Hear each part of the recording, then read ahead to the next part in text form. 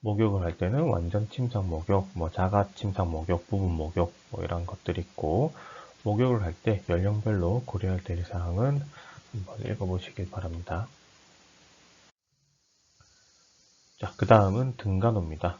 등간호는 마찰이나 마사지 이러한 것들이 있습니다. 우리가 손을 이용해서 연조직을 자극을 하고 그러면 이완 효과, 자극 효과가 있습니다. 그래서 등간호를 할 때는 일정한 리듬과 빈도, 압력을 이용을 해서 로션이나 알코올 파우더 이런 것들을 보조적으로 사용을 할 수가 있습니다. 등간호를 하는 이유는 혈액순환을 촉진시키고 피부도 사정하고 긴장을 완화시키고 신체적 전신적 이완과 그리고 어떤 한 부위의 압력을 예방해서 욕창을 방지를 할 수가 있습니다. 등간호 할 때 몇 가지 유의사항이 있습니다. 금기 여부를 확인을 해야 됩니다. 혈전이 있는지, 염증이 있는지, 욕창이 있는지, 골절이 있는지, 그리고 너무 오래 실시하지 않고 적당한 시간 실시를 해주고 피부가 건조한 대상자에게는 알코올 세제 이런 거는 사용을 하지 않고 그죠? 마사지 속도와 그리고 로션이나 오일 보조적인 것들을 사용할 때 특히 또 뼈 돌출 부위 마사지 할 때 유의해야 되고 발적 부위를 마사지 할 때도 손상에 대해서 조심을 해야 됩니다. 이 등 마사지를 잘 하게 되면 조금 전에 이야기했던 대로 이완 효과가 있고 그리고 자극 효과, 그죠? 피부도 자극시키고 그리고 순환을 자극시키고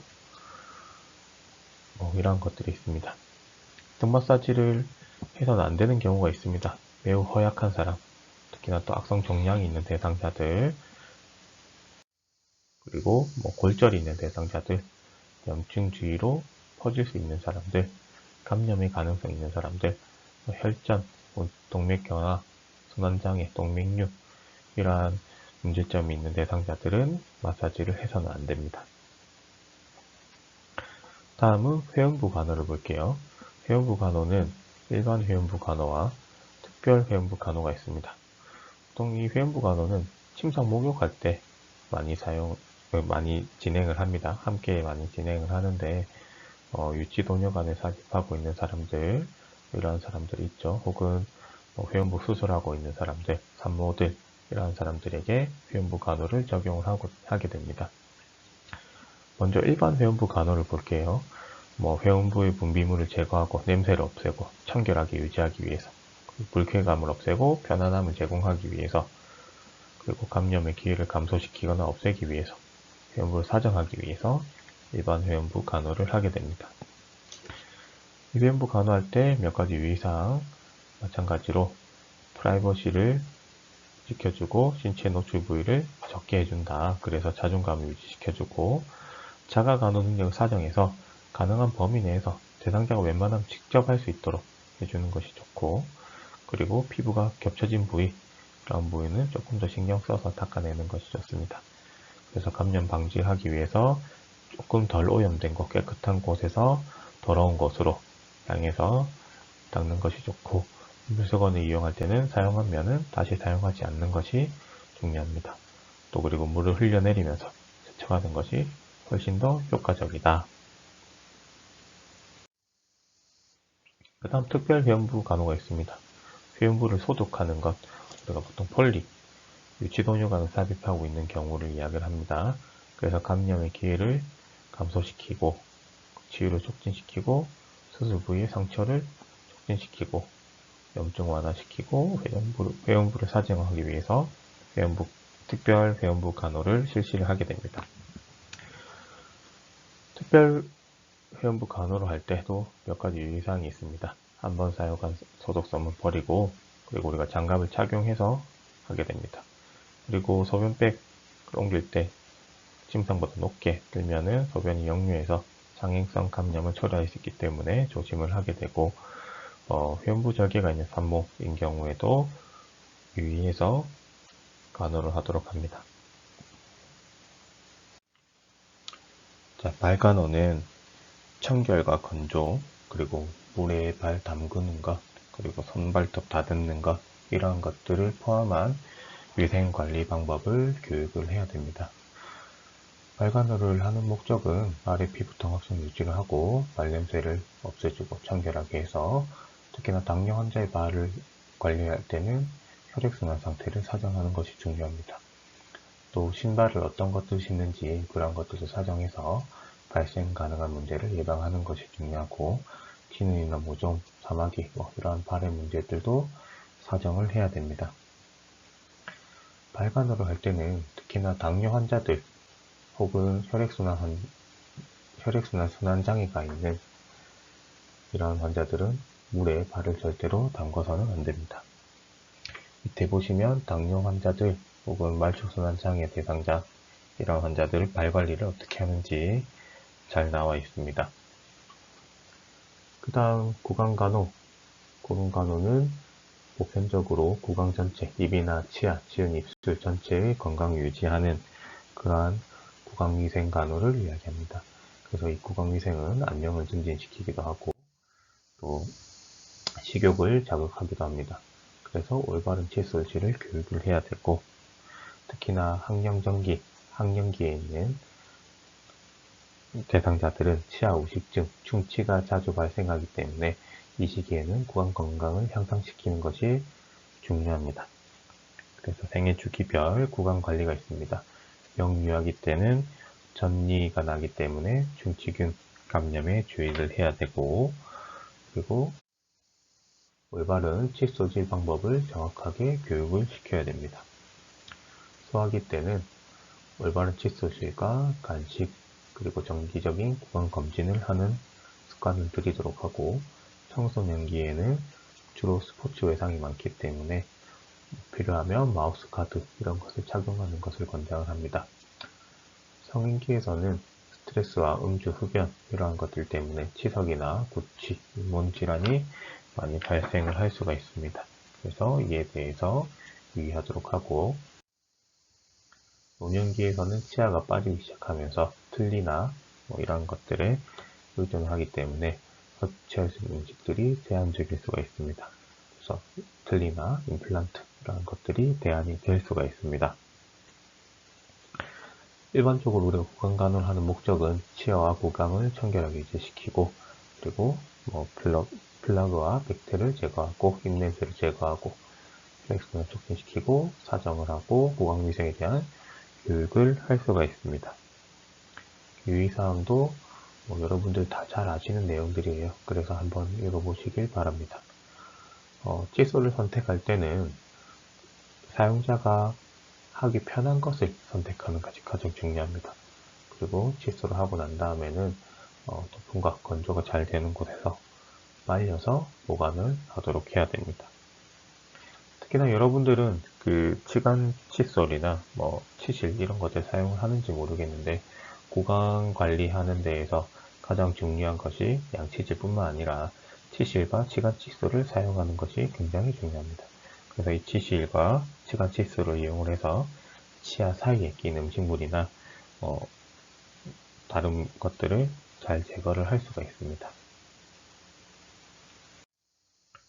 그 다음 특별 구강 간호는 무의식 환자나 혹은 기관 절개를 한 환자, 그다음 비위관을 삽입하고 있는 환자, 금식, 화학요법 여러 가지 대상자들이 있습니다.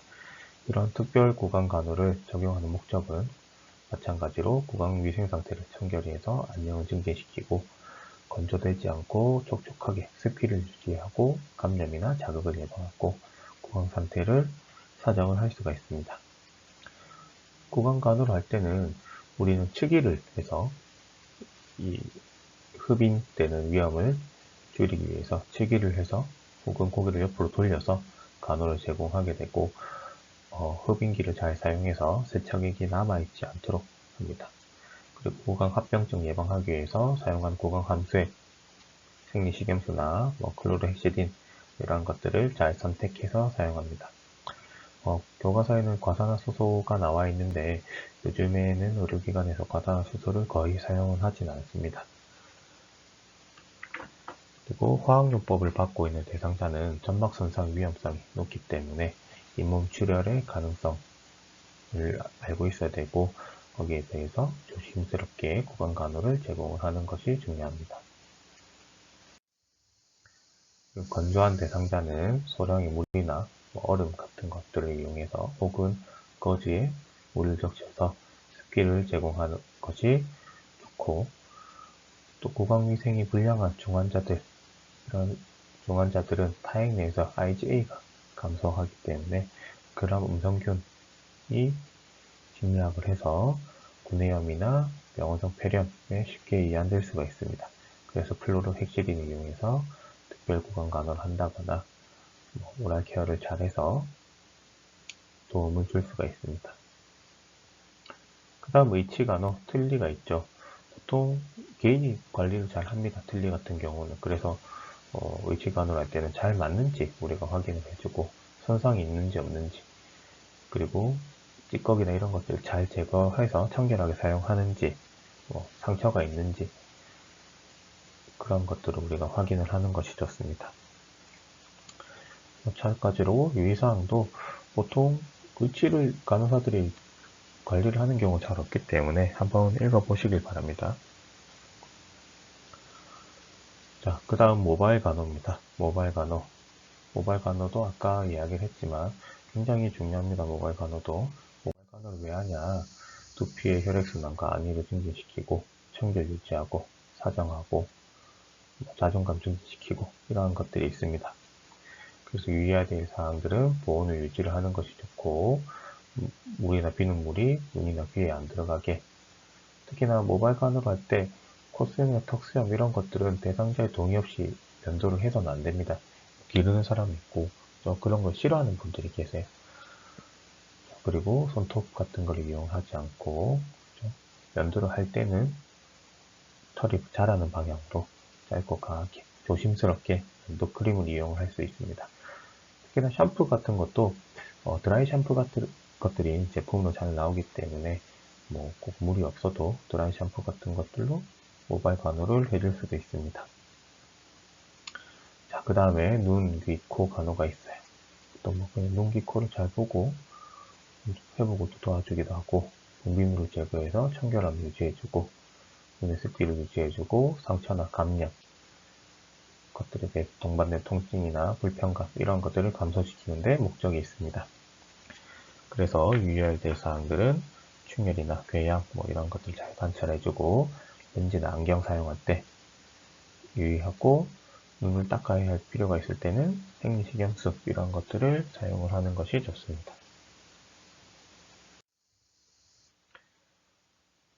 자, 그 다음에 보청기 간호를 볼게요. 보청기도 틀니와 마찬가지로 그 대상자들이 직접적으로 관리를 많이 합니다. 또 굉장히 고가의 비싼 제품이기 때문에 이제 간호사들은 보통 관리만 잘 하시라고, 잃어버리지 않도록 잘 확인하시라고 이런 이야기만 할 정도로 특별하게 관리를 하는 건 없지만, 한번 우리가 알아보면 전원이 배터리가 방전이 돼서는 안 되기 때문에 전원을 사용하지 않을 때는 전원을 꺼놓고, 그리고 어린애, 안동 손이 안 닿는 곳에 안전한 장소에 보관을 하라고 합니다.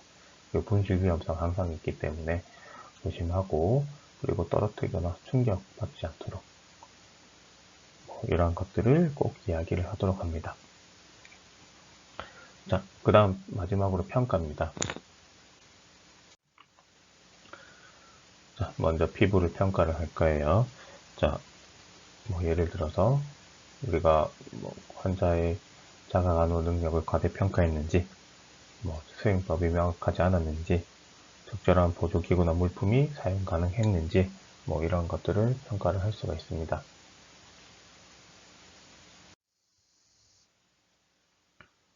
그리고 발음 평가를 할 때 자가간호에 참여를 하는지, 피부 통합성을 유지하는지, 최적화된 발간호를 시행하는지 이런 것들을 볼 수 있고, 손발톱은 잘 정리를 하고 있는지, 그리고 문제되는 요소들을 알고 있는지, 특정한 문제에 대해서 예방적 중재를 설명하는지 이런 것들이 있습니다. 다음 구강 같은 경우가 있습니다. 구강은 대상자의 상태가 변화했는지, 역할 능력을 과대평가했는지, 협동 능력이나 인지 능력이 손상되었는지 이런 것들을 가지고 고려를 해야 됩니다. 모발, 도움을 받아서 깔끔하게 정돈을 했는지, 잔여물이나 비듬을 제거했는지, 잘 정돈되었는지, 다른 문제들을 확인을 하고, 눈은 뭐 눈물이 있는지 없는지, 불편감이 있는지, 여러 가지 렌즈나 안경 같은 것 관리를 잘 하는지, 이런 것들에 대해서 우리가 평가를 할 수가 있습니다.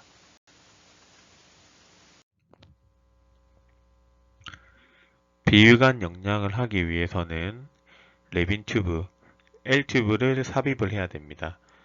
코에서 위까지 관을 삽입을 하게 되는데, 목적은 위관 영양을 한다든지 오심이나 구토 예방, 그리고 투약도 해줄 수 있고, 진단적 검사를 하기 위해서도 삽입을 하고, 감압이나 세척을 하기 위해서도 삽입을 하게 됩니다. 쉽게 생각하면 이 관은 어떠한 것이 지나가는 통로잖아요. 그죠?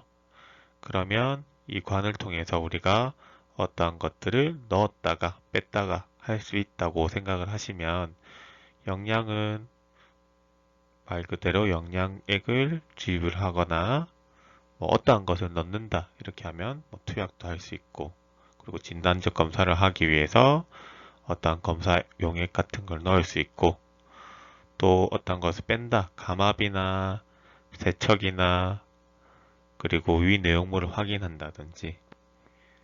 그래서 이 비위관 영양을 하는 목적은 이런 것들이 있습니다. 이제 삽입을 할 건데 길이를 측정을 먼저 하게 됩니다. 코에서 귓볼까지 거리를 재고, 그리고 귀에서 검상돌기까지 거리를 잰 다음에 길이를 표시하게 됩니다. 보통 일반적인 체격의 남성인 경우에는 65에서 70cm 정도, 그리고 여성 같은 경우는 60에서 65cm 정도 삽입을 하게 되면 L튜브가 위안까지 도달을 하게 됩니다. 길이를 표시한 다음에 튜브 끝에 수용성 윤활제를 바르고 비강 상태를 확인한 다음에 삽입을 하게 됩니다. 이 비강을 지나면 고개를 숙이도록 하고, 삽입을 할 때는 5cm 정도 던지듯이 쑥쑥 밀어 넣습니다. 밀어 넣으면서 대상자에게는 꿀꺽꿀꺽 삼켜보세요 라고 이야기하면서 삽입을 하게 됩니다.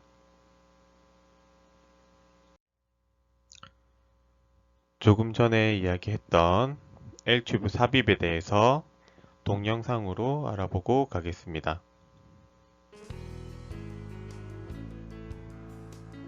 손을 씻거나 손소독제를 사용한 후 필요한 물품을 준비합니다.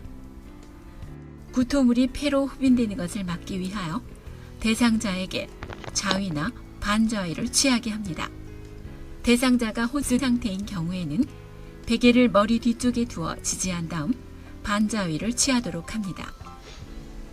반창고를 폭 2.5cm, 길이 10cm 정도로 잘라서 콧등에 접착할 부분은 그냥 두고 비위관에 접착할 부분은 세로로 반으로 잘라서 사용합니다. 최근에는 상품화된 비위관 고정용 반창고를 사용하기도 합니다. 콧구멍을 교대로 막아보아 비강의 공기 흐름을 확인한 다음 공기의 흐름이 좋은 쪽 콧구멍에 비위관을 삽입할 준비를 합니다. 환희와 침구를 보호하기 위해 수건을 턱 및 가슴에 펴놓은 다음 장갑을 낍니다. 삽입할 관의 길이는 코의 끝에서 귓볼을 지나 흉골의 검상돌기까지의 거리를 측정하며 반창고나 지워지지 않는 펜으로 표시합니다. 점막과 비위관의 마찰을 감소시키기 위해 비위관의 끝 약 10에서 20cm 부분에 수용성 윤활제를 바릅니다. 수용성 윤활제는 기도 내로 들어가더라도 흡수되기 때문에 안전합니다. 윤활제로는 수용성 젤리나 생리식염수를 흔히 사용합니다. 코를 통하여 삽입할 때 대상자의 고개를 약간 들게 하여 천천히 후하방으로 넣어 비인두의 후방으로 삽입합니다. 의식이 명료한 대상자에게 관이 비인두에 도달했을 때 후두 덮개가 기관을 폐쇄하고 관이 식도 쪽으로 잘 삽관되도록 하기 위해 삼킬 수 있다면 빨대를 이용하거나 컵에 담긴 얼음과 물을 조금 마시게 합니다. 대상자가 구역질을 하면 잠깐 쉬게 하고 입으로 짧은 호흡을 하도록 합니다. 대상자가 물을 삼킬 때 비위관을 회전시키면서 안쪽으로 삽입합니다. 손전등과 서랍자로 인후 뒤에 있는 관의 위치를 확인합니다. 귀관으로 관이 삽입되는 것을 막기 위해 비위관이 비인후를 통과한 후에는 대상자에게 가슴 쪽으로 고개를 숙이도록 합니다. 이때 비위관을 강제로 넣지 않아야 합니다. 대상자에게 청색증, 구역질, 기침, 호흡 곤란이 있는지 관찰합니다. 계속해서 구역질을 하면 입안에서 위관이 꼬였는지 손전등으로 확인합니다. 표시된 부위까지 저항 없이 삽입되면 비위관이 폐 쪽으로 들어가지 않았는지 위치를 확인해 봅니다. 확인하는 방법은 위액을 쉽게 흡인하기 위해 주사기로 10에서 20ml의 공기를 주입한 후 위 내용물을 흡인해 봅니다. 필요시 검사지로 흡인액의 산도를 측정하기도 합니다. 위의 산도는 0에서 4이고 소장은 6에서 7입니다. 대상자의 상복부에 청진기를 대고 주사기로 10에서 20ml의 공기를 비위관을 통해 주입하면서 소리를 들어봅니다. 비위관이 위에 들어가 있으면 공기 주입 시 꼬르륵 하는 소리가 들립니다. 비위관이 기도에 들어가면 호기때에 비위관으로 공기방울이 나오기 때문에 관 끝을 물컵에 담가 기포가 생기는 것을 확인하기도 하는데 이는 흡인의 위험성이 있어 논란의 여지가 있습니다. 처방이 있다면 엑스레이를 찍어 확인합니다. 비위관의 위치를 확인한 다음에는 위 내로 공기가 들어가지 못하도록 하기 위해 비위관의 끝을 조절기로 잠급니다. 비위관이 흔들리거나 빠지지 않도록 반창고로 고정합니다. 반창고의 아래쪽 부분을 둘로 가르고 갈라지지 않은 쪽은 콧등에 붙이고 갈라진 쪽은 비위관에 붙입니다.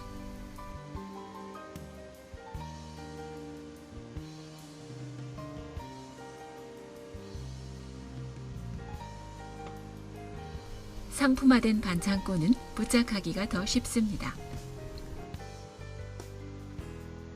비위관의 끝을 안전핀으로 환희에 고정하여 비위관의 무게 때문에 비위관이 빠지는 것을 막습니다.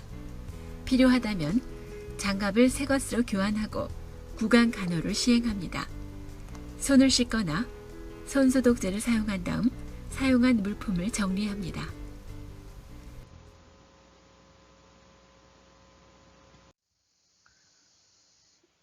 L튜브를 삽입을 했으면 튜브의 개방성 유지와 위치를 확인을 해야 됩니다. 보통은 12시간마다 확인을 하게 되고 음식이나 약물 투약 전후에도 확인을 하게 됩니다. 투약을 한 경우에는 최소 1시간 뒤에 시행을 하게 됩니다.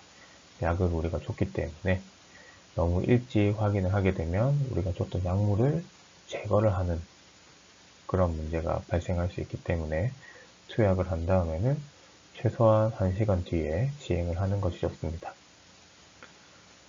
마찬가지로 공기를 약간 주입을 해서 위 내용물을 흡인을 해서 색깔을 확인을 하는데 가스트릭 주스 위액 같은 경우에는 초록색, 옅은 노란색, 황갈색 이라는 색깔이 나올 수가 있고 장액인 경우에는 노란색, 갈색이 섞인 초록색 이런 것들이 있습니다.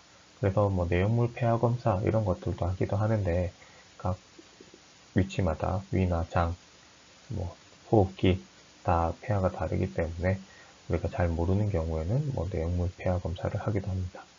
그리고 튜브가 잘 들어가 있는지 확인하기 위해서 내용물 검사뿐만 아니라 엑스레이를 통해서 확인을 할 수가 있습니다. 그리고 우리가 위관 영양을 할 때 몇 가지 주의할 사항이 있습니다. 포지션 어떻게 하는지, 누워서 우리가 음식물을 먹으면 체한다 이런 이야기가 있죠. 마찬가지로 위관 영양을 할 때도 누워서는 하지 않습니다. 좌위, 앉은 자세나 반좌위 자세로 위관 영양을 시행합니다. 이 자세는 배로 흡인되는 흡인 아스피레이션을 예방을 해서 배렴이나 이런 것들을 예방을 할 수가 있습니다. 그리고 위관 영양을 하기 전에 우리가 흡인을 하게 되는데 이 흡인은 의무사항은 아니에요.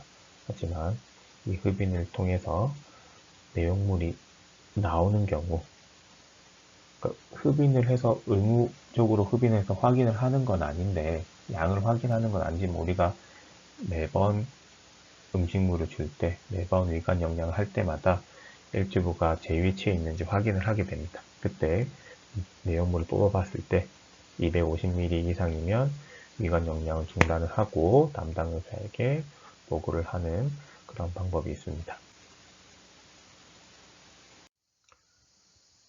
이제 간헐적 위관 영양 핵심 술기에 대해서 알아보겠습니다.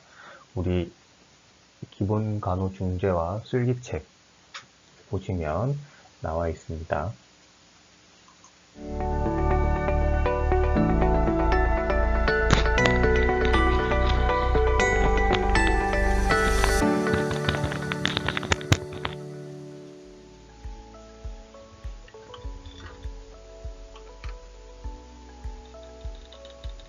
손위생을 합니다.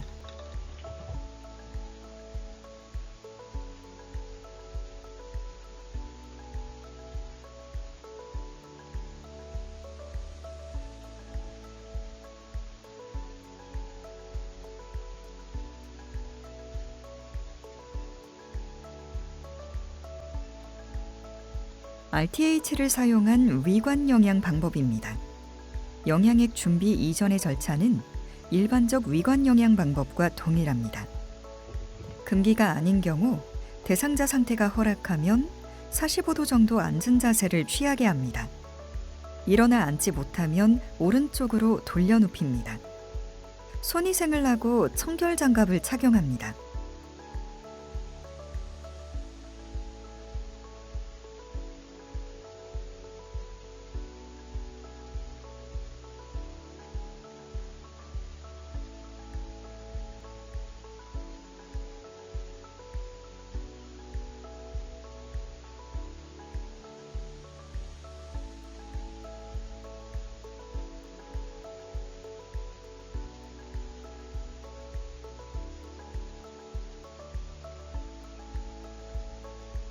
대상자의 환희에 위관을 고정시킨 안전핀을 풀어줍니다.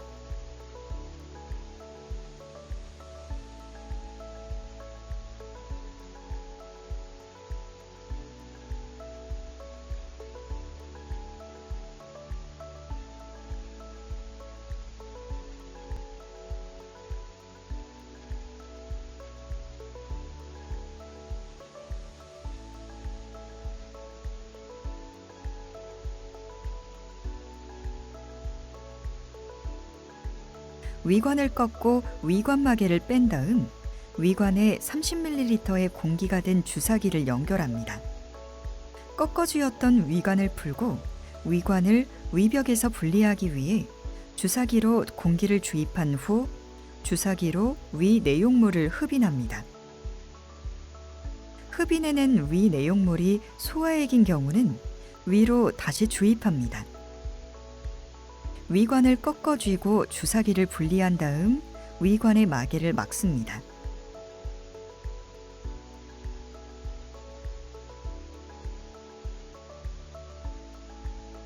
RTH 제품의 뚜껑을 개봉하여 조절기를 연결한 다음 위관 영양액을 세트의 끝부분까지 채웁니다.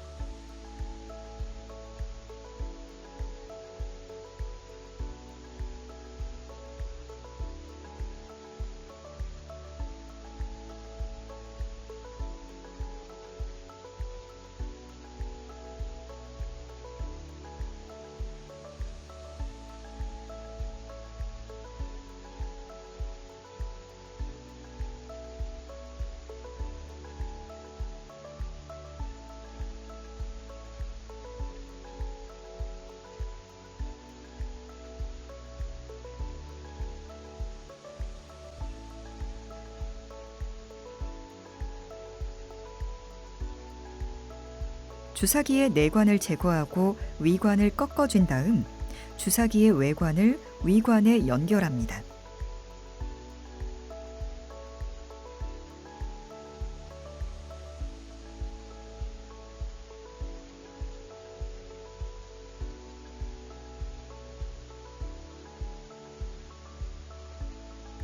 주사기의 외관에 15에서 30ml 정도의 실온의 물을 붓고 꺾어진 위관을 풀어 물을 천천히 주입하여 물이 주사기 끝부분에 도달하면 위관을 꺾어쥐고 주사기를 제거합니다.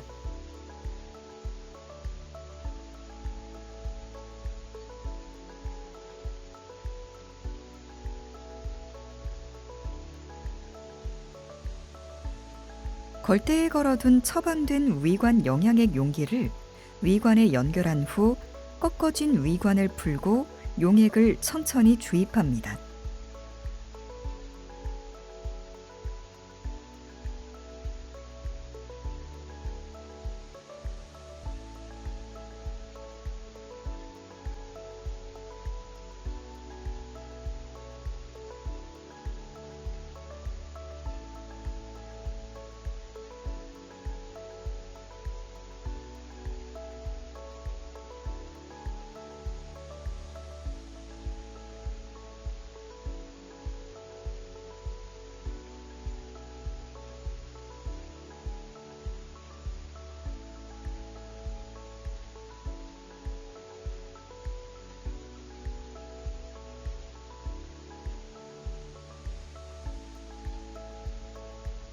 주입 후의 정리 절차는 일반적 위관 영양 방법과 동일합니다.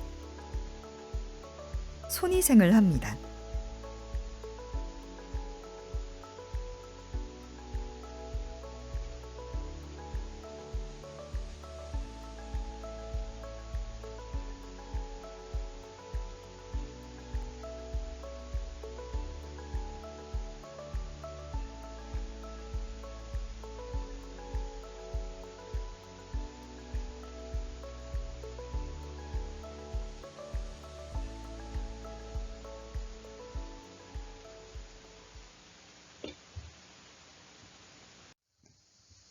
이상으로 7주차 수업을 모두 마치겠습니다. 수업이 종료된 뒤에 수시고사 잘 확인하시고 일정 잘 확인하시고 시험 치시도록 하고, 그리고 다음 주는 중간고사 있습니다. 중간고사는 LMS를 이용해서 온라인으로 시험을 진행할 예정입니다. 그리고 중간고사가 끝난 뒤에 강의를 하나 올려놓겠습니다.